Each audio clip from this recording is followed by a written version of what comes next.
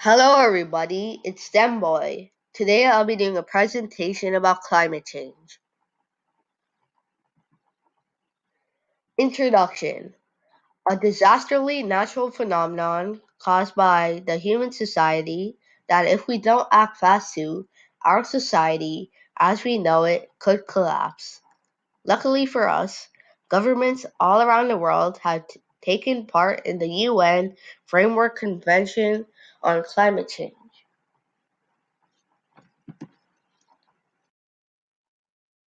What is climate change?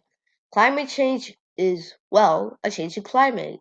In particular, a change from the mid to late 20th century onwards, and mainly caused by the growing levels of carbon dioxide in the atmosphere, the greenhouse effect, made by the use of fossil fuels. What is the greenhouse effect?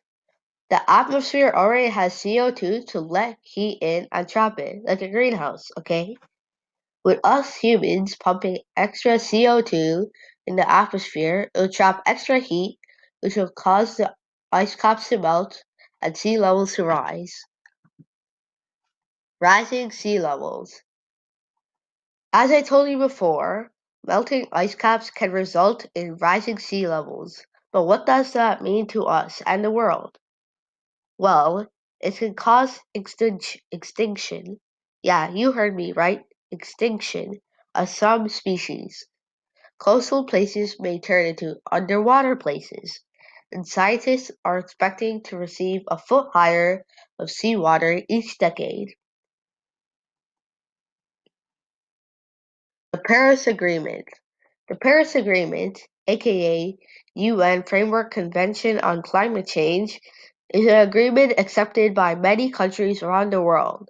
Their main goal is to accept the worldwide response to the problems of climate change. It was signed on December 12, 2015. What can you do? Here are 3 tips to help stop climate change. 1. Change your lights to LED ones. 2. Drive less. 3. Recycle more. Climate risks. 1.5 degrees Celsius versus 2 degrees Celsius. Global warming. Arctic sea ice. Ice-free summers in the Arctic at least every 100 years versus ice-free summers in the Arctic at least every 10 years. Extreme weather. 100% increase in flood risk versus 170% increase in flood risk. Species. 6% of insects, 8% of plants, and 4% of vertebrae will be affected versus 18% of insects, 16% of plants, and 8% of vertebrae will be affected. Water availability.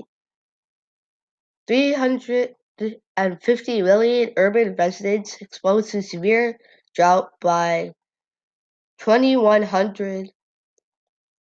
410 million urban residents are exposed to severe drought by 2100. People. 9% of the world's population, 700 million people, will be exposed to extreme heat waves at least every 20 years, versus 28% of the world's population, 2 billion people, will be exposed to extreme heat waves at least once every 20 years. Sea level rise. 46 million people impacted by the sea level rise of 48 centimeters by 2100 versus 49 million people impacted by the sea level rise of 56 centimeters by 2100. Ocean.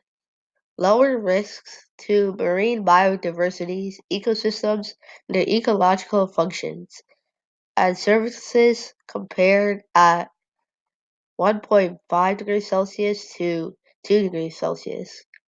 Coral bleaching. 70% of the world's coral reefs are lost by 2100. Virtually All the coral reefs are lost by 2100. Costs: lower economic growth at 2 degrees Celsius than at 1.5 degrees Celsius for many countries, particularly low-income countries. Food: every half-degree warming will consistently lead to lower yields and lower nutritional content in tropical regions. Conclusion: these are the effects of global warming are only disastrously if we don't do anything, so we should act fast. I hope you all learned something new today. The end.